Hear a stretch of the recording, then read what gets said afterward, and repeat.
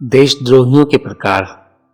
Anti सेड्यूसर्स कई आकार और प्रकारों में आते हैं, लेकिन उनमें से लगभग सभी एक ही विशेषता साझा करते हैं, उनकी घृणा का स्रोत, इनसिक्योरिटी। हम सभी इनसिक्योर हैं और हमें इसका खामियाजा भुगतना पड़ता है। फिर भी हम कभी कभी इन भावनाओं पर काबू पाने में सक्षम होते हैं। एक मोहक जुड़ाव हमें हमारे सामान्य आत्म अवशोषण से बाहर ला सकता है, और जिस हद तक हम आकर्षित होते हैं, हम आवेशित और आश्वस्त महसूस करते हैं। हालांकि एंटी सेड्यूसर्स इस हद तक इनसिक्योर होते हैं कि उन्हें मोहक प्रक्रिया में शामिल नहीं किया जा सकता है। उनकी जरूरतें, उनकी चिंताएं, उनकी आत्मचेतना उन्हें बंद कर देती है। वे आपकी ओर से थोड़ी सी भी अस्पष्टता को अपने अहंकार के लिए थोड़ी सी भी अस्पष्टता मानते हैं। वे वापसी के मामूली संकेत को विश्वासघात के रूप में देखते हैं और इसके बारे में कटु शिकायत करने की संभावना रखते हैं। ये आसान लगता है। प्रलोभन विरोधी विकर्षित होते हैं, इसलिए विकर्षित हों, उनसे बचें। हालांकि दुर्भाग्य से कई एंटी सेड्यूसर्स को पहली नजर में पहचाना नहीं जा सकता है। वे अति सूक्ष्म होते हैं और जब तक आप सावधान नहीं रहेंगे, वे आपको सबसे डिससैटिस्फाइड रिलेशन में फंसा देंगे। आपको उनकी आत्मसंलिप्तता और असुरक्षा के सुराग तलाशने चाहिए। शायद वे उदार नहीं हैं, या वे असामान्य दृढ़ता के साथ बहस करते हैं, या अत्यधिक आलोचनात्मक हैं। शायद वे आपके बारे में कुछ भी जानने से पहले अपने प्यार का इजहार करते हुए आपकी नाहक प्रशंसा करते हैं, या सबसे महत्वपूर्ण बात यह है कि वे विवरणों पर कोई ध्यान नहीं देते हैं, क्योंकि वो ये नहीं देख पाते कि आपको क्या अलग बनाता है। इसलिए वे सूक्ष्म ध्यान देकर आपको आश्चर्यचकित नहीं कर सकते। दूसरों में बल्कि स्वयं में भी उसकी संगति का आनंद लेते हुए मोह विरोधी गुणों को पहचानना महत्वपूर्ण है।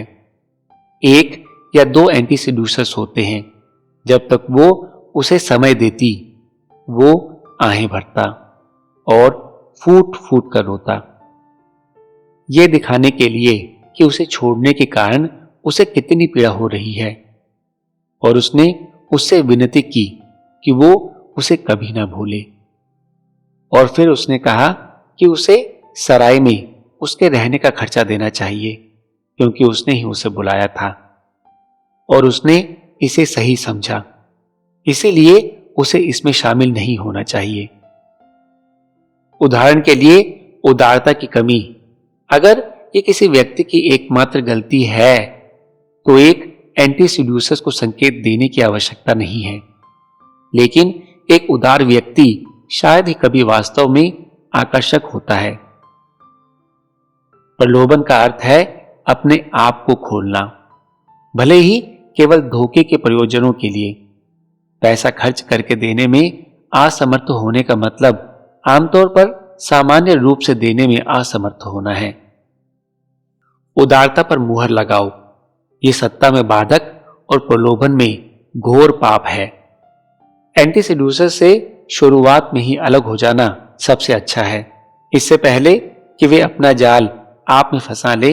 इसलिए संकेतों को पढ़ना सीखें। ये मुख्य प्रकार हैं। जानवर। यदि प्रलोभन एक प्रकार का समारोह या अनुष्ठान है, तो आनंद निश्चितता का एक हिस्सा इसकी अवधि है। इसमें लगने वाला समय, प्रतीक्षा जो प्रत्याशा को बढ़ाती है। जानवरों में ऐसी चीजों के लिए धैर्य नहीं होता। उन्हें केवल अपने आनंद की चिंता है, आपके आनंद की कभी भी नहीं। धैर्य रखने का मतलब यह दिखाना है कि आप दूसरे व्यक्ति के बारे में सोच रहे हैं, जो प्रभावित करने में कभी असफल नहीं होता। अधीरता का विपरीत प्रभाव पड़ता है, ये मानते हुए कि आप उनमें इतनी रुचि रखते हैं कि आपके पास इंतजार करने का कोई कारण नहीं है। जानवर अपने अहंकार से आपको अपमानित करते हैं। उस अहम भाव के नीचे भी अक्सर हीनता की भावना होती है, और यदि आप उन्हें अस्वीकार करते हैं या उन्हें इंतजार करवाते हैं तो वे अति प्रतिक्रिया करते हैं। यदि आपको संदेह है कि आप किसी जानवर के साथ व्यवहार कर रहे हैं तो एक परीक्षण करें, उस व्यक्ति को प्रतीक्षा कराएं। उसकी प्रतिक्रिया आपको वो सब कुछ बताएगी जो आपको जानना आवश्यक है। दम घोटने वाला। आपके आधे अधूरे होने से पहले ही दम घोटने वाले आपसे प्यार करने लगते हैं। ऐसा उनके अस्तित्व के प्रति जागरूक होकर होता है। यह विशेषता भ्रामक है। आप सोच सकते हैं कि उन्होंने आपको जो आसानी से पाया है उससे वे अभिभूत हो गए हैं, लेकिन तथ्य यह है कि वे एक आंतरिक शून्यता, उसकी सांत्वनाओं की पहुंच, किसी की जरूरत के गहरे कुएं से पीड़ित हैं जिसे भरा नहीं जा सकता। कभी भी सफोकेटर से ना जुड़े। देखने और फाड़ने में सक्षम होना, आघात के बिना इनसे स्वयं को मुक्त करना लगभग असंभव है। जब तक आप पीछे हटने के लिए मजबूर नहीं हो जाते तब तक वे आपसे चिपके रहते हुए लंबी बातचीत करते हैं, जिसके बाद वे प्रेमी की अनुपयुक्त वेशभूषा और चाल ढाल के माध्यम से आपके प्रेमी को अपराध बोध से दबा देते हैं। हम किसी प्रियजन को आदर्श मानते हैं, लेकिन प्यार विकसित होने में समय लगता है और सफोकेटर्स को पहचानने की अचानक शुरुआत से कि वे कितनी जल्दी आपको पसंद करते हैं। इतनी प्रशंसा किए जाने से कोई और आपके अहंकार को क्षणिक बढ़ावा दे सकता है, लेकिन अंदर ही अंदर आप महसूस करते हैं कि उनकी तीव्र भावनाओं का आपके द्वारा किए गए किसी भी काम से कोई संबंध नहीं है। इन प्रवृत्तियों पर भरोसा रखें। सफोकेटर्स का एक उप प्रकार डोरमैट है, एक ऐसा व्यक्ति जो गुलामी से आपकी नकल करता है। इन प्रकारों को पहले ही पहचान लें और देखें कि क्या वे आपका स्वयं का विचार रखने में सक्षम हैं। आपसे असहमत होने में असमर्थता एक बुरा संकेत है। प्रेम की कमी का कारण अपने प्रेमी की बदनामी का एहसास और उसकी कंजूसी, बुरे चरित्र और सामान्य दुष्टता का लेखा जोखा है। किसी अन्य महिला के साथ कोई भी संबंध, भले ही इसमें प्रेम की कोई भावना शामिल ना हो, प्यार भी है, कम हो जाता है। प्रलोभन एक अपने साथी के स्वभाव के बारे में कोई विचार नहीं झुकने की कोशिश करता है। प्रलोभन एक खेल है और अगर वो उसे बहुत दूर तक जाते हुए देखती है तो उसे इसे खेलना चाहिए। प्यार और प्रलोभन में सब जायज है। नैतिकता कभी भी तस्वीर में नहीं आती। प्यार की मांगों में अपने साथी के स्वभाव के बारे में कोई विचार नहीं करना। हालांकि नैतिकवादी का चरित्र कठोर है। ये वे लोग हैं जो विनम्र होते हैं और ना ही इसकी इच्छा रखते हैं कि जो निश्चित विचारों का पालन करते हैं और आपको अपने मानकों पर झुकाने की कोशिश करते हैं। उन्होंने उसके शर्माहट को माफ कर दिया। वे आपको बदलना चाहते हैं, आपको एक बेहतर इंसान बनाना चाहते हैं। इसलिए उन्हें वफादार प्रेमी की अंतहीन आलोचना करनी चाहिए और निर्णय लेना चाहिए। यही उनके जीवन का आनंद है। सच में उनके नैतिक विचार उनकी खुद की नाखुशी के बजाय प्यार के सबसे कठोर दर्द को चुनते हैं और उन मांगों पर हावी होने की उनकी इच्छा को छुपाते हैं। उनके साथी को उनके आसपास पैदा करते हैं। अनुकूलन करने और आनंद लेने में उनकी असमर्थता उन्हें शर्मिंदगी स्वीकार करना या तिरस्कार करना आसान बना देती है। उनकी मानसिक कठोरता के साथ साथ उनकी शालीनता को ठुकराने में शारीरिक कठोरता भी हो सकती है। उस व्यक्ति के लिए जो नीच करता है, उनकी आलोचनाओं को व्यक्तिगत रूप से ना लेना कठिन है। इसलिए केवल उनकी उपस्थिति और उनकी जहरीली टिप्पणियों के परिणाम के बारे में सोचने से बचना बेहतर है। जो व्यक्ति अपनी खुशी के लिए अपने साथी की भलाई की अनदेखी करता है, उसे प्रेमी के बजाय धोखेबाज कहा जाना चाहिए। सस्तापन पैसे की समस्या से कहीं अधिक संकेत देता है। ये किसी व्यक्ति के चरित्र में किसी चीज के संकुचित होने का संकेत है, कुछ ऐसा जो जाने देने या रिस्क लेने से रोकता है।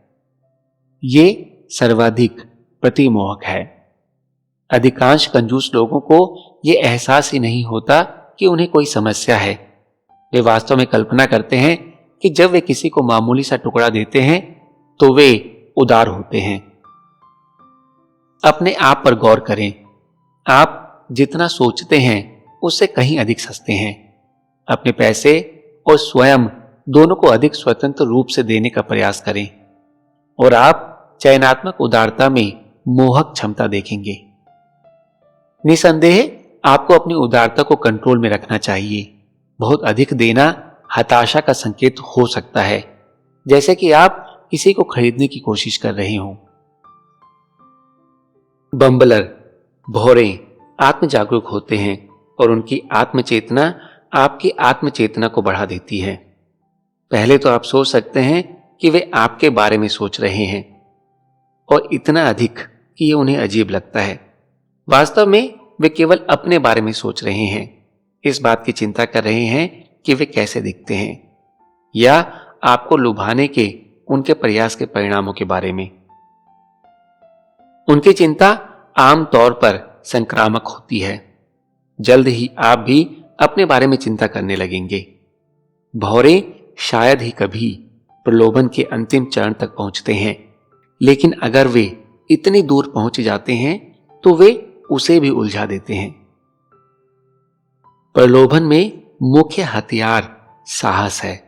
लक्ष्य को रुकने और सोचने का समय नहीं देना। भौरों को समय का कोई ज्ञान नहीं होता।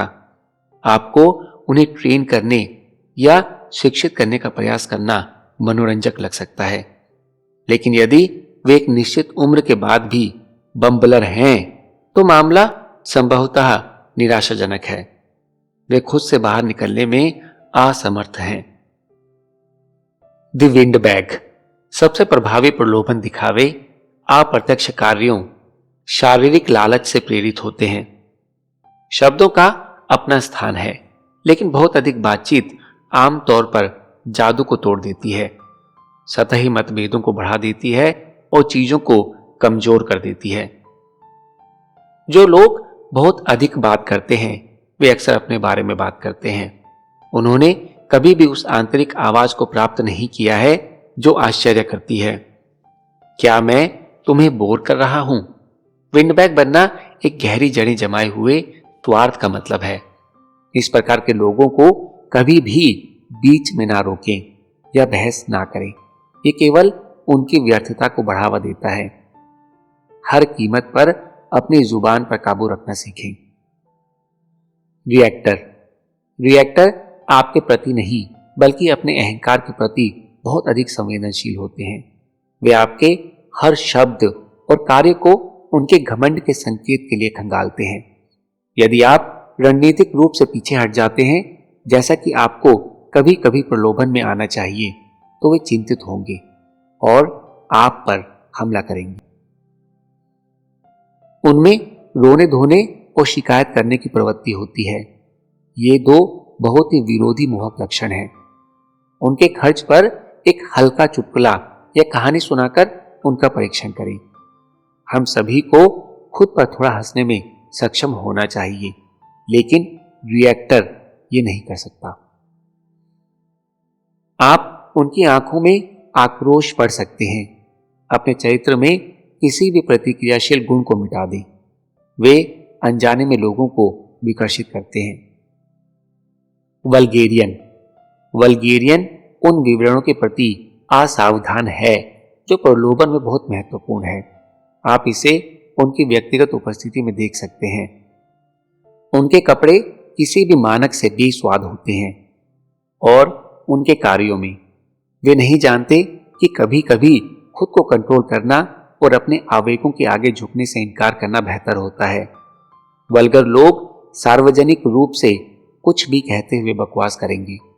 उन्हें समय का कोई एहसास नहीं है और वे शायद ही कभी आपकी पसंद के साथ मेल खाते हों। अविवेक अश्लीलता का एक निश्चित संकेत है। ये आवेगपूर्ण लग सकता है, लेकिन इसका वास्तविक स्रोत उनका कट्टरपंथी स्वार्थ है। खुद को उस तरह देखने में असमर्थता है जो दूसरे उन्हें देखते हैं। वल्गेरियन से बचने के अलावा आपको खुद को उनके विपरीत बनाना चाहिए। चातुर्य, शैली और विवरण पर ध्यान देना एक प्रलोभक की सबसे बुनियादी आवश्यकताएं हैं। प्रलोभक विरोधी के उदाहरण। 1. महान रोमन सम्राट ऑगस्टस के सौतेले पोते क्लॉडियस को एक युवा व्यक्ति के रूप में एक मूर्ख व्यक्ति माना जाता था और उसके परिवार में लगभग सभी लोग उसके साथ बुरा व्यवहार करते थे। उनके भतीजे कैलिगुला, जो 37 ईस्वी में सम्राट बने, ने उन्हें यातना देने के लिए इसे एक खेल बना दिया। अपनी मूर्खता को प्रायश्चित के रूप में उन्हें महल के चारों ओर तेज गति से दौड़ाना, रात के खाने के समय उनके हाथों में गंदे सैंडल बांधना आदि। जैसे जैसे क्लॉडियस बड़ा होता गया, वो और भी अधिक मंदबुद्धि होता गया, और जबकि उसके सभी रिश्तेदार लगातार हत्या के खतरे में रहते थे, वो अकेला रह गया था। इसलिए ये सभी के लिए, यहाँ तक कि स्वयं क्लॉडियस के लिए एक बड़े आश्चर्य की बात थी कि जब 41 ईस्वी में सैनिकों के एक समूह ने कैलिगुला की हत्या कर दी, तो उन्होंने क्लॉडियस को सम्राट भी घोषित कर दिया। शासन करने की कोई इच्छा न होने के कारण उसने अधिकांश शासन अपने विश्वास पात्रों को सौंप दिया और अपना समय वही करने में बिताया जो उससे सबसे अधिक पसंद था: खाना, पीना, जुआ खेलना और वेश्यावृत्ति करना। जब आपके पास कंपनी हो तो रोम में महिलाओं के साथ छेड़छाड़ ना करें। हालांकि वो उसका बहुत शौकीन लग रहा था। क्लॉडियस ने उसे अपने पिंपल्स पर ध्यान दिया और उसके अफेयर शुरू हो गए। पहले तो वो विवेकहीन थी, लेकिन अपने दांत साफ करने में सालों से अपने पति की उपेक्षा से उकसाया वो अधिक से अधिक आकर्षक हो सकती है। लेकिन यह प्रक्रिया व्यभिचारी है। उसने महल में अपने लिए एक कमरा बनवाया था जहां वो प्रवेश करती थी बीमार होकर। रोम की सबसे कुख्यात वेश्या, जिसका नाम दरवाजे पर लिखा था, की नकल करने की पूरी कोशिश करते हुए उसने कई पुरुषों को बदनाम किया। जो भी व्यक्ति उसकी सलाह से इनकार करता था उसे मौत की सजा दे दी जाती थी। रोम में लगभग सभी लोग इस मौज मस्ती के बारे में जानते थे, लेकिन क्लॉडियस ने कुछ नहीं कहा। वो बेखबर लग रहा था। अपने पसंदीदा प्रेमी गयुस सीलियस के प्रति मेसलिना की दीवानगी इतनी बढ़ गई कि उसने उससे शादी करने का फैसला कर लिया। हालांकि वे दोनों पहले से ही शादीशुदा थे। जब क्लॉडियस दूर था, उन्होंने एक विवाह समारोह आयोजित किया, जो कि एक मैरिज कॉन्ट्रैक्ट द्वारा अधिकृत था, जिस पर सिग्नेचर करने के लिए क्लॉडियस को स्वयं धोखा दिया गया था। समारोह के बाद गयुस महल में चला गया। अब पूरे शहर के सदमे और घृणा ने आखिरकार क्लॉडियस को कार्रवाई करने के लिए मजबूर कर दिया और उसने गयुस और मेसलिना के अन्य प्रेमियों को मारने का आदेश दिया, लेकिन मेसलिना को नहीं। स्वयं फिर भी इस घोटाले से भड़के सैनिकों के एक गिरोह ने उसका पीछा किया और चाकू मारकर उसकी हत्या कर दी। जब इसकी सूचना सम्राट को दी गई तो उन्होंने केवल अधिक शराब का ऑर्डर दिया और अपना भोजन जारी रखा। कई रातों बाद अपने दासों को आश्चर्यचकित करते हुए उसने पूछा कि साम्राज्ञी उसके साथ डिनर में क्यों शामिल नहीं हो रही है। ध्यान ना दिए जाने से अधिक क्रोधित करने वाली कोई बात नहीं है। प्रलोभन की प्रक्रिया में आपको कभी कभी पीछे हटना पड़ सकता है, जिससे आपका लक्ष्य संदेह की पलों में आ सकता है। लेकिन लंबे समय तक असावधानी न केवल मोहक जादू को तोड़ देगी बल्कि नफरत भी पैदा कर सकती है। क्लॉडियस इस व्यवहार का चरम था। उनकी असंवेदनशीलता आवश्यकता से पैदा हुई थी। एक मूर्ख की तरह अभिनय करके उन्होंने अपनी महत्वाकांक्षा को छुपाया और खतरनाक प्रतिस्पर्धाओं के बीच खुद को बचाया। लेकिन असंवेदनशीलता दूसरी प्रकृति बन गई। क्लॉडियस गंदा हो गया और उसे ध्यान ही नहीं रहा कि उसके आसपास क्या हो रहा है। उसकी असावधानी का उसकी पत्नी पर गहरा प्रभाव पड़ा। उसे आश्चर्य हुआ कैसे कोई पुरुष, विशेष रूप से क्लॉडियस जैसा शारीरिक रूप से आकर्षक व्यक्ति, मुझ पर ध्यान नहीं दे सकता है या अन्य पुरुषों के साथ मेरे मामलों की परवाह नहीं कर सकता है। लेकिन उसके द्वारा किया गया कोई भी काम उसके लिए कोई मायने नहीं रखता था। क्लॉडियस अति को चिन्हित करता है, लेकिन असावधानी का दायरा व्यापक है। बहुत से लोग विवरणों पर, दूसरे व्यक्ति द्वारा दिए जाने वाले संकेतों पर बहुत कम ध्यान देते हैं। उनकी इंद्रियां काम के कारण, कठिनाई के कारण, आत्मतल्लीनता के कारण सुस्त हो जाती हैं। हम अक्सर इसे दो लोगों के बीच मोहक आरोप को खत्म होते हुए देखते हैं, विशेष रूप से उन जोड़ों के बीच जो सालों से एक साथ हैं। अगर इसे और आगे बढ़ाया जाए तो एक गुस्से भरी कड़वी भावनाओं को भड़का देगा। अक्सर जिसे किसी साथी द्वारा धोखा दिया गया है वो असावधानी के पैटर्न से गतिशील होना शुरू कर देता है। 2. 1639 में फ्रांसीसी सेना ने इटली के ट्यूरिन शहर को घेर लिया और उस पर कब्जा कर लिया। दो फ्रांसीसी अधिकारियों, शेवेलियर डी ग्रेमोंट और उनके दोस्त मैटा ने अपना ध्यान शहर की खूबसूरत महिलाओं की ओर लगाने का फैसला किया। ट्यूरिन के कुछ सबसे प्रतिष्ठित व्यक्तियों की पत्नियां इससे भी अधिक संवेदनशील थी। उनके पति व्यस्त थे और अपनी रखैल रखते थे। पत्नियों की एकमात्र आवश्यकता यह थी कि प्रेमी वीरता के नियमों के अनुसार खेले। शेवेलियर और मैटा को पार्टनर ढूंढने में जल्दी थी। शेवेलियर ने सुंदर मैडेमोसेले डी सेंट जर्मन को चुना, जिसकी जल्द ही सगाई होने वाली थी, और मैटा ने एक अधिक उम्र की और अधिक अनुभवी महिला, मैडम डी सेनांटेस को चुना। शेवेलियर ने हरा, मैटा नीला पहनना शुरू कर दिया। ये उनकी महिलाओं के पसंदीदा रंग हैं। प्रेमालाप के दूसरे दिन जोड़े ने शहर के बाहर एक महल का दौरा किया। शेवेलियर पूरी तरह से आकर्षक था। मैडेमोसेले डे सेंट जर्मनी को उसकी मजाकिया हरकतों पर खूब हंसाया, लेकिन मैटा ने इतना अच्छा प्रदर्शन नहीं किया। इस वीरतापूर्ण कार्य के लिए उसके पास कोई धैर्य नहीं था, और जब वो और मैडम डी सेनेंटेस टहलने निकले तो उसने उसका हाथ दबाया और साहसपूर्वक अपने स्नेह की घोषणा की। महिला निसंदेह आश्चर्यचकित थी, और जब वे ट्यूरिन वापस आए तो वो उनकी ओर देखे बिना ही चली गई। इस बात से अनजान कि उसने उसे नाराज कर दिया है, मैटा ने कल्पना की कि वो भावनाओं से उबर गई है और खुद को काफी प्रसन्न महसूस कर रही है। लेकिन शेवेलियर डी ग्रेमोंट इस बात से आश्चर्यचकित थे कि ये जोड़ी क्यों अलग हो गई।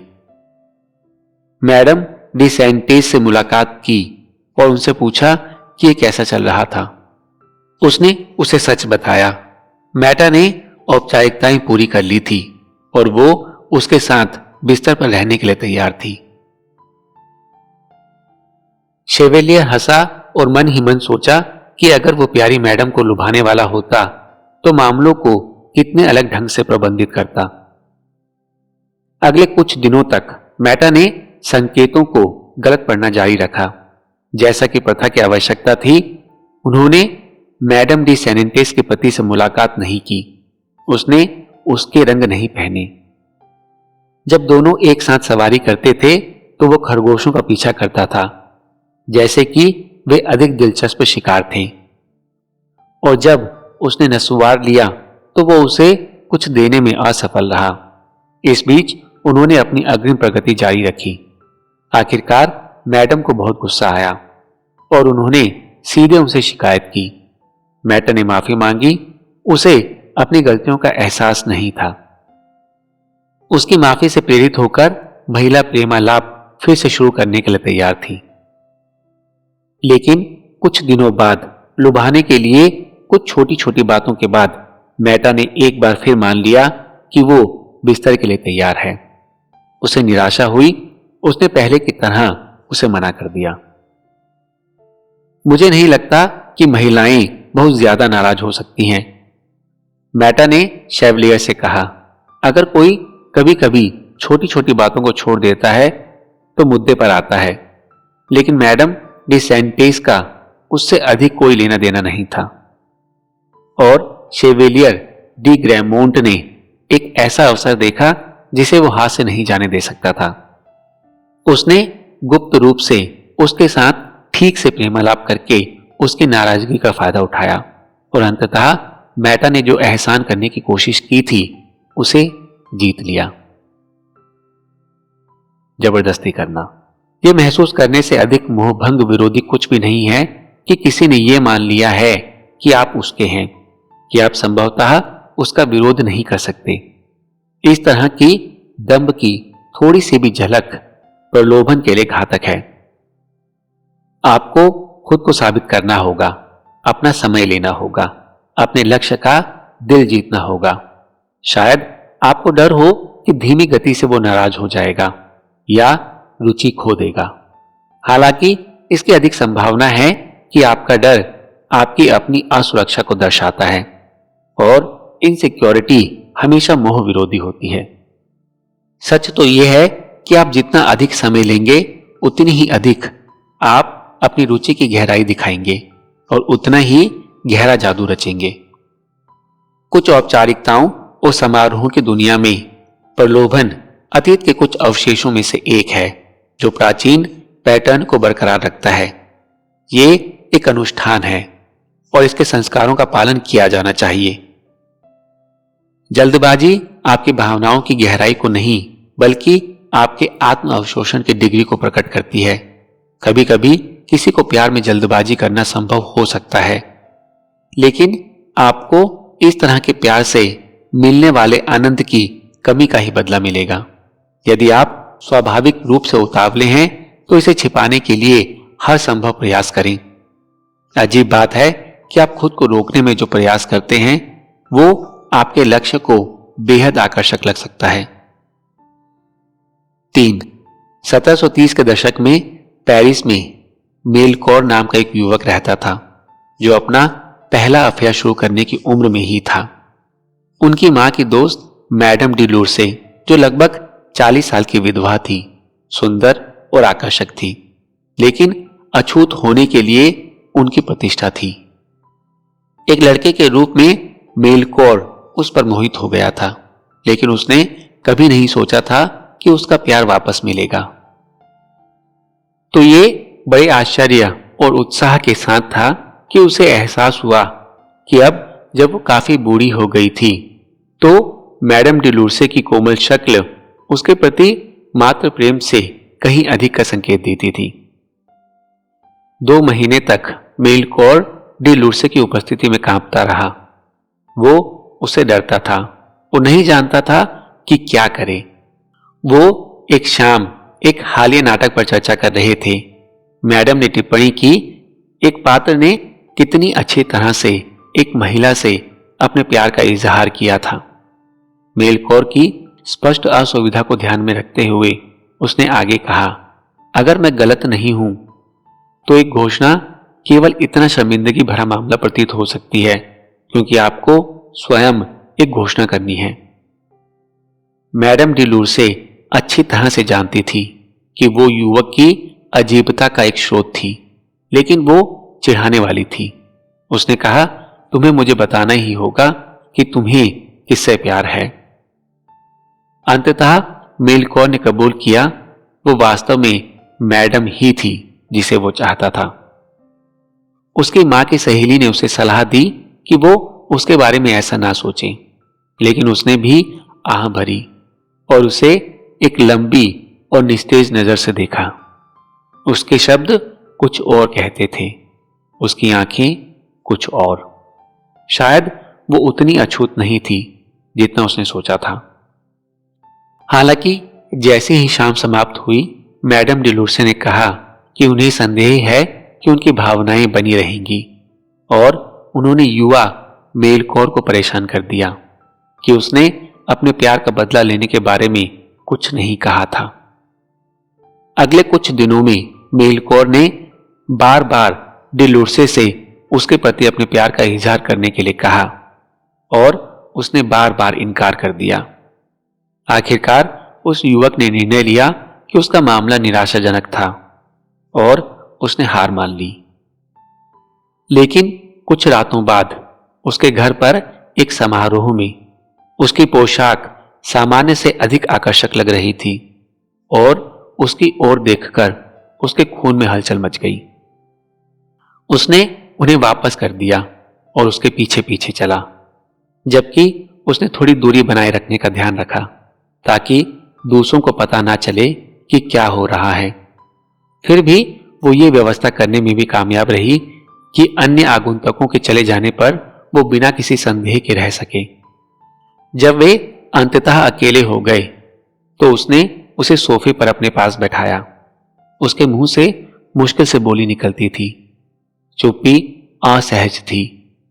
उसने बात करने के लिए उसने वही पुराना विषय उठाया। उसकी जवानी उसके प्रति उसके प्यार को ऐसा बना देगी जैसा उसने शुरू कर दिया था कि वो कल्पना से परे था। इससे इनकार करने के बजाय वो निराश दिखे और अपनी बात खत्म करना जारी रखा, और उसने बूट किया, एक विनम्र दूरी बनाए रखी ताकि वो अंत में स्पष्ट विडंबना के साथ बोली, अगर इस तरह की सामग्री के साथ 3 या 4 लेने के बाद ये पता चला मैं यहां अपनी सहमति से आया था कि मैं स्वेच्छा से आपके साथ आया जाया था, लोग क्या नहीं कहेंगे, और फिर भी उन्होंने कितना गलत किया। अब वे होंगे क्योंकि आपसे अधिक सम्मानीय कोई नहीं हो सकता। मेलकौर ने उसका हाथ पकड़ लिया और उसकी आंखों में देखा। वो गली वे शर्माते हुए दिखे और उससे कहा कि उसे जाना चाहिए, लेकिन जिस तरह से उसने खुद को बगीचे के सोफे के दूसरे हिस्से में व्यवस्थित किया और उसकी ओर देखा, उसे पता चला कि उसे इसके विपरीत करना चाहिए। फिर भी मील दूसरा जोड़ा जो साथ साथ चल रहा था अभी भी झिझक रहा था। उसने उसे जाने के लिए कहा था, और यदि उसने अवज्ञा की तो वो ऐसा कर सकती थी जैसा कि उन्होंने उन्हें एक दृश्य में छोड़ दिया था, और हो सकता है कि वो उसे कभी माफ ना करे। उसने पहले मूर्ख बनाया होगा। इसके बाद महिला, वो और उसकी मां सहित सभी लोग इसके बारे में सुनेंगे। वो जल्द ही पूरी तरह से संतुष्ट हो गया। उसने अपनी क्षणिक निर्भीकता के लिए माफी मांगते हुए लाइक अप में सज्जन से कहा। वो चकित और कुछ हद तक दुखी थे। मुझे सच में विश्वास है कि ठंडी नजर का मतलब है कि वो वास्तव में बहुत दूर चला गया था। उसने कल्पना की थी और उसने कहा कि अमुक ने अलविदा खेला और चला गया। मूर्खतापूर्ण। और उसने अपनी महिला को केवल शब्दों के अलावा कोई अन्य मनोरंजन नहीं दिया है, बढ़िया भाषण और उपदेश। बाद में जब चारों एक साथ आए तो दोनों महिलाएं एक दूसरे से पूछने लगी। 1738 में क्रेबिलन फिल्स द्वारा लिखे गए उपन्यास द वेवार्ड हेड एंड हार्ट में मेलकौर और मैडम डिलूर्से दिखाई देते हैं, जिन्होंने अपने पात्रों को उन स्वतंत्रताओं पर आधारित किया था जिन्हें वो उस समय के फ्रांस में जानते थे। क्रेबिलोन फिल्स के लिए प्रलोभन केवल संकेतों के बारे में है, उन्हें भेजने और उन्हें पढ़ने में सक्षम होने के बारे में। क्योंकि कामुकता का दमन किया जाता है और इसके लिए कोड में बोलने की आवश्यकता होती है, बल्कि यह शब्दहीन संचार भाषा का सबसे आनंददायक, रोमांचक और मोहक रूप है। क्रेबिलोन फिल्स के उपन्यास में मैडम डिलूर से एक प्रतिभाशाली आकर्षक महिला है जिसे युवा पुरुषों को दीक्षा देना रोमांचक लगता है, लेकिन यहां तक कि वो मेलकौर की युवा मूर्खता को दूर नहीं कर सकती, जो उनके संकेतों को पढ़ने में असमर्थ है क्योंकि वो अपने विचारों में लीन है। कहानी में बाद में वो उसे शिक्षित करने में सफल हो जाती है, लेकिन वास्तविक जीवन में ऐसे कई लोग हैं जिन्हें शिक्षित नहीं किया जा सकता है। वे उन विवरणों के प्रति अत्यधिक शाब्दिक और असंवेदनशील हैं जिनमें मोहक शक्ति होती है। वे इतना अधिक घृणा नहीं करते जितना कि अपनी लगातार गलत व्याख्याओं से आपको परेशान और क्रोधित करते हैं। हमेशा जीवन को अपने अहंकार की स्क्रीन के पीछे से देखते हैं और चीजों को उस रूप में देखने में असमर्थ होते हैं जैसी वे वास्तव में हैं। मेलकौर अपने आप में इतना मशगूल है कि वो ये नहीं देख सकता है कि मैडम मुझसे साहसी कदम उठाने की उम्मीद कर रही है जिसके लिए उसे झुकना होगा। उसके झिझक दिखाता है कि वो उसके बारे में नहीं बल्कि अपने बारे में सोच रहा है, कि वो इस बात की चिंता कर रहा है कि वो कैसा दिखेगा, ना कि उसके आकर्षण से अभिभूत महसूस कर रहा है। इससे अधिक मोह विरोधी कुछ भी नहीं हो सकता। ऐसे प्रकारों को पहचाने और यदि वे युवावस्था पार कर चुके हों तो उन्हें कोई बहाना नहीं मिलेगा। अपने आप को उनकी अजीबता में ना उलझाएं, वे आपको संदेह से संक्रमित कर देंगे। 4. 10वीं शताब्दी के अंत में जापान के हेइयन दरबार में युवा रईस कोरू, जो स्वयं महान प्रलोभक जेनजी का कथित पुत्र था, को प्यार में दुर्भाग्य के अलावा कुछ नहीं मिला था। वो एक युवा राजकुमारी ओइगिमी पर मोहित हो गया था, जो ग्रामीण इलाके में एक जीर्ण शीर्ण घर में रहती थी। उसके पिता कठिन समय से गुजर रहे थे।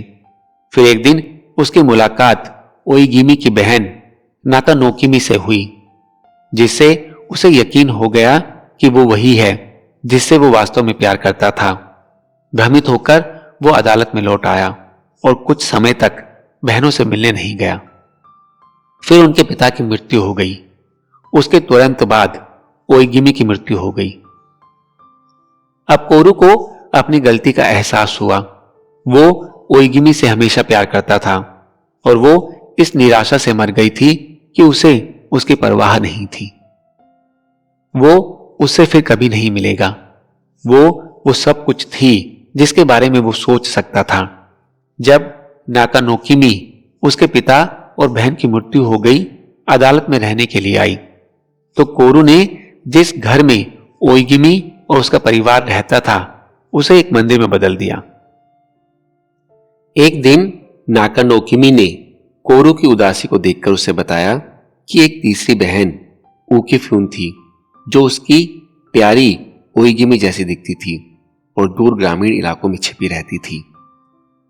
कोरू जीवित हो गया। शायद उसके पास खुद को छुड़ाने, अतीत को बदलने का मौका था, लेकिन वो इस महिला से कैसे मिल सकता था? एक समय ऐसा आया जब उन्होंने दौरा किया। दिवंगत ओइगिमी को श्रद्धांजलि देने के लिए मंदिर, और सुना कि रहस्यमयी ऊकीफ्यून भी वहां था।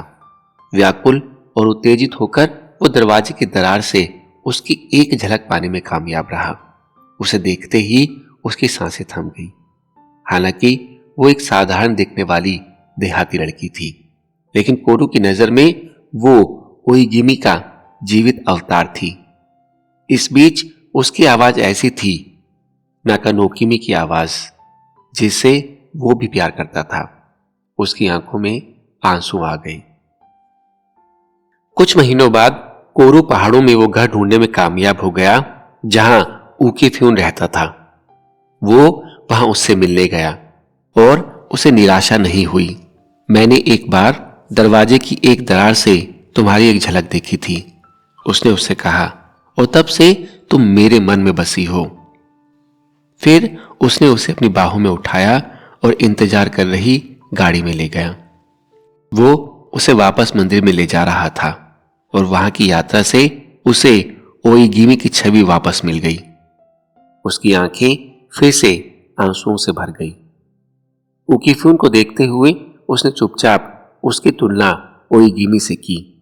उसके कपड़े कम अच्छे थे, लेकिन उसके बाल सुंदर थे।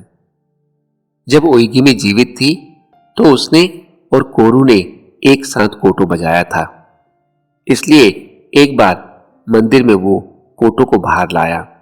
उकीफ्यून ने ओइगिमी जितना अच्छा प्रदर्शन नहीं किया और उसके शिष्टाचार कम परिष्कृत थे। चिंता ना करे, वो उसे शिक्षा देगा, उसे एक महिला में बदल देगा। लेकिन फिर जैसा कि उसने ओइगिमी के साथ किया था, कोरू अदालत में लौट आया और उकीफ्यून को मंदिर में पड़ा छोड़ दिया।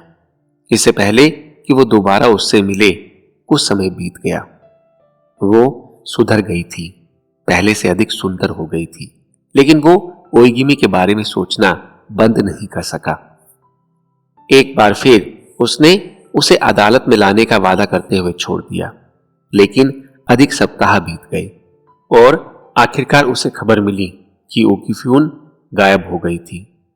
आखिरी बार उसे एक नदी की ओर जाते हुए देखा गया था। उसने संभवतः आत्महत्या कर ली थी। उकीफ्यून के अंतिम संस्कार समारोह में कोरू अपराध बोध से भर गया था। वो उसके लिए पहले क्यों नहीं आया?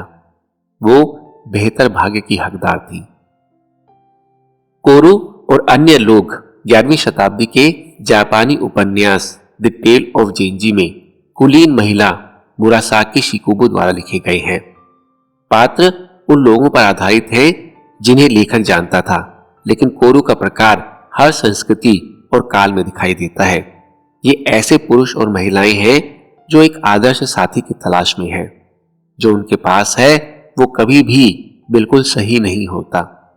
पहली नजर में कोई व्यक्ति उन्हें उत्तेजित करता है, लेकिन जल्द ही उसमें कमियां नजर आने लगती हैं और जब कोई नया व्यक्ति उनके रास्ते में आता है तो वो बेहतर दिखाई देता है और वो पहले व्यक्ति को भूल जाते हैं। ये प्रकार अक्सर उस अपूर्ण नश्वर पर काम करने की कोशिश करते हैं जिसने उन्हें सांस्कृतिक और नैतिक रूप से बेहतर बनाने के लिए उत्साहित किया है, लेकिन ये दोनों पक्षों के लिए बेहद असंतोषजनक साबित होता है।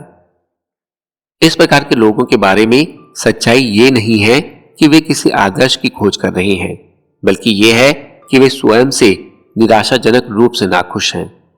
आप उनके असंतोष को एक पूर्णतावादी के उच्च मानकों के रूप में समझ सकते हैं, लेकिन वास्तव में कुछ भी उन्हें वास्तव में संतुष्ट नहीं करेगा, क्योंकि उनकी नाखुशी गहरी जड़ें जमा चुकी हैं। आप उन्हें अनेक अतीत से पहचान सकते हैं जो अल्पकालिक तूफानी रोमांच से भरा होगा। साथ ही वे आपकी तुलना दूसरों से करेंगे और आपका रीमेक बनाने की कोशिश करेंगे। हो सकता है कि आपको पहले ये एहसास ना हो कि आप क्या कर रहे हैं, लेकिन इस तरह के लोग अंततः निराशाजनक रूप से मोह विरोधी साबित होंगे, क्योंकि वे आपके व्यक्तिगत गुणों को नहीं देख सकते हैं। ऐसा होने से पहले ही रोमांस खत्म कर दें। इस प्रकार के लोग परपीड़क होते हैं और अपने अप्राप्य लक्ष्यों से आपको प्रताड़ित करेंगे। 5. 1762 में इटली के ट्यूरिंग शहर में जियोवानी जियाकोमो कैसोनोवा की मुलाकात काउंट एबी नामक एक मिलानी सज्जन से हुई, जो उसे बहुत पसंद करते थे। गिनती कठिन समय में गिर गई थी और कैसोनोवा ने उसे कुछ पैसे उधार दिए थे। कृतज्ञता में काउंट ने कैसोनोवा को मिलान में उनके और उनकी पत्नी के साथ रहने के लिए इनवाइट किया। उन्होंने कहा उनकी पत्नी बार्सिलोना से थी और उनकी सुंदरता की दूर दूर तक प्रशंसा की जाती थी। उन्होंने कैसोनोवा को उसके पत्र दिखाए जिनमें एक दिलचस्प बुद्धि थी। कैसोनोवा ने उसकी कल्पना एक आकर्षक पुरस्कार के रूप में की थी। वो मिलान गया। काउंट एबी के घर पहुंचकर कैसोनोवा ने पाया कि स्पेनिश महिला निश्चित रूप से सुंदर थी, लेकिन वो शांत और गंभीर भी थी। उसकी कोई बात उसे परेशान करती थी। जैसे ही वो अपने कपड़े खोल रहा था, काउंट एस ने उसके सामान के बीच एक शानदार लाल पोशाक देखी जो सेबल से सजी हुई थी। कैसोनोवा ने समझाया कि किसी भी मिलानी महिला के लिए एक उपहार था जिसने उसका दिल जीत लिया। अगली शाम रात्रि भोज के समय काउंटेस अचानक अधिक मिलनसार हो गई। कैसोनोवा के साथ चिढ़ने और मजाक करने लगी। उसने उस पोशाक को रिश्वत के रूप में वर्णित किया। वो इसका उपयोग एक महिला को उसके सामने झुकाने के लिए, मनाने के लिए करेगा। इसके विपरीत कैसोनोवा ने कहा उन्होंने बाद में केवल अपनी सराहना के प्रतीक के रूप में उपहार दिए। उस शाम ओपेरा से लौटते समय एक गाड़ी में उसने उससे पूछा कि क्या उसका एक अमीर दोस्त पोशाक खरीद सकता है, और जब उसने नहीं कहा तो वो स्पष्ट रूप से नाराज हो गई थी। उसके खेल को भांपते हुए कैसोनोवा ने उसे सेबल ड्रेस देने की पेशकश की अगर वो उसके प्रति दयालु रही। इससे वो नाराज हो गई और उनमें झगड़ा हो गया। अंततः कैसोनोवा को काउंटेस के मूड का एहसास हो गया था। उसने पोशाक को 15,000 फ्रैंक में अपने अमीर दोस्त को बेच दिया, जिसने बदले में उसे दे दिया जैसा कि उसने हमेशा योजना बनाई थी। लेकिन पैसों में अपनी रुचि की कमी को साबित करने के लिए कैसोनोवा ने काउंटेस से कहा कि वो उसे बिना किसी शर्त के 15,000 फ्रैंक देगा। तुम बहुत बुरे आदमी हो, उसने कहा, लेकिन तुम रह सकते हो। तुम मेरा मनोरंजन करते हो।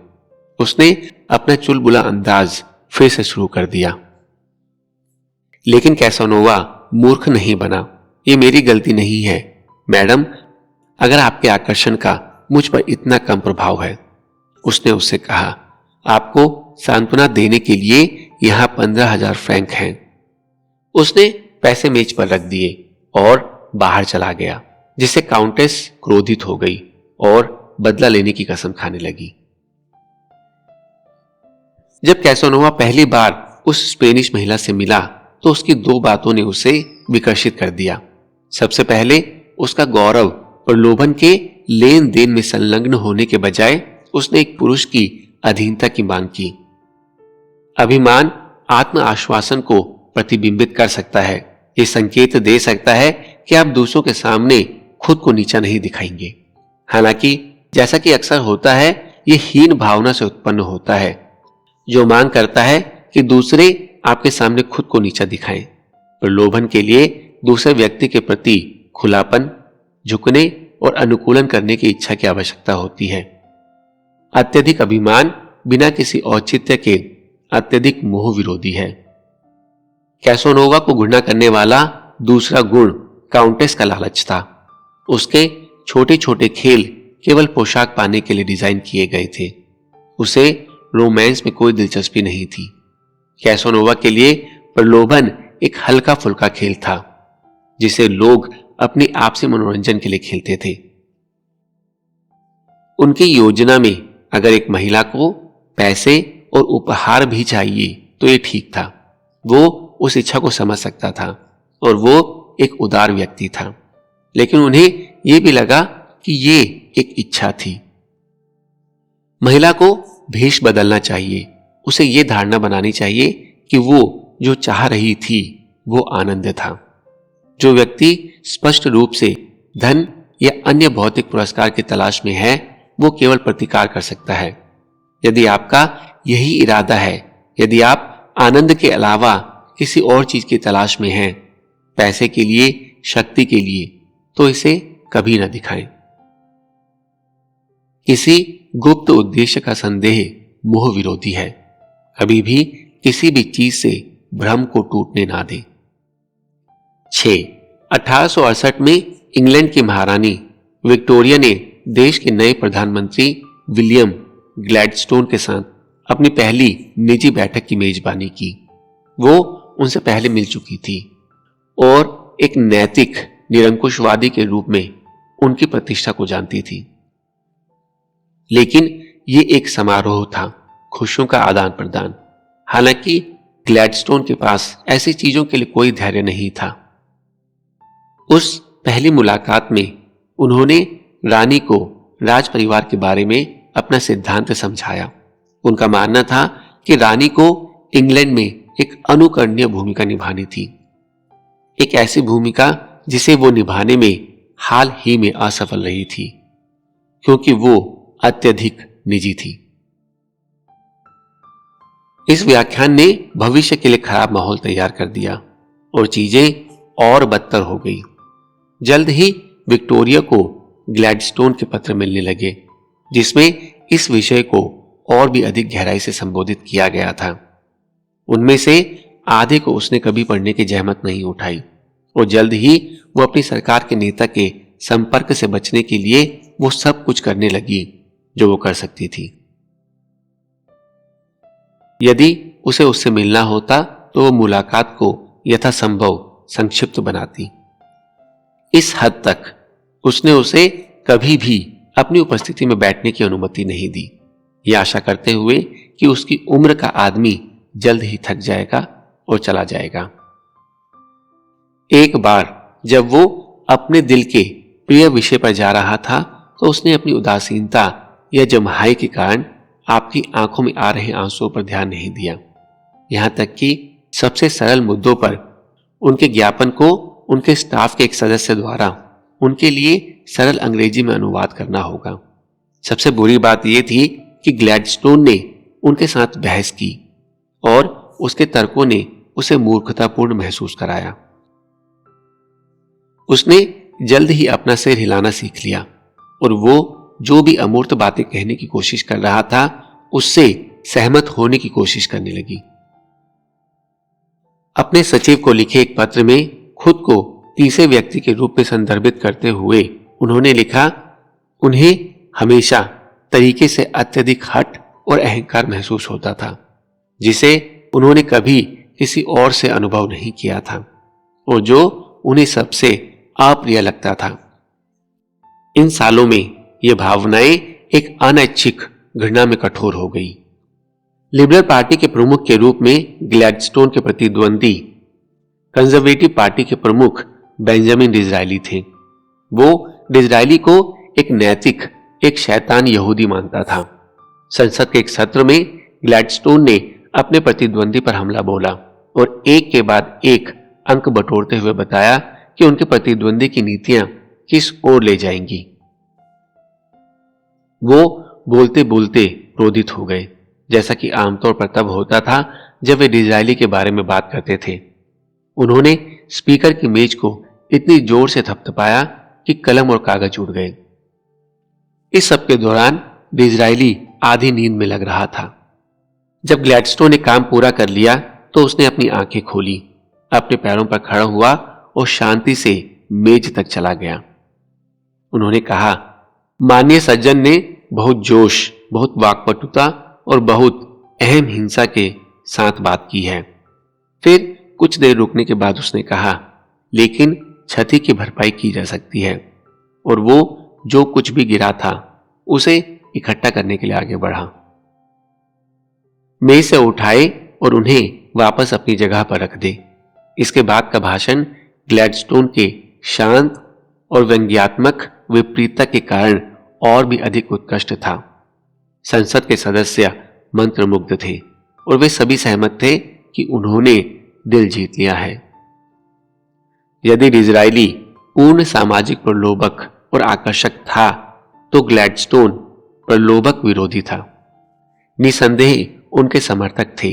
ज्यादातर समाज के अधिक शुद्धतावादी तत्वों के बीच उन्होंने आम चुनाव में डिज़रायली को 2 बार हराया, लेकिन उन्हें विश्वासों के दायरे से परे अपनी अपील का विस्तार करना कठिन लगा। विशेषकर महिलाओं को वो असहनीय लगता था। निसंदेह उस समय उनके पास कोई वोट नहीं था, इसलिए उन पर कोई राजनीतिक दायित्व नहीं था। लेकिन ग्लैडस्टोन में स्त्री दृष्टिकोण के प्रति धैर्य नहीं था।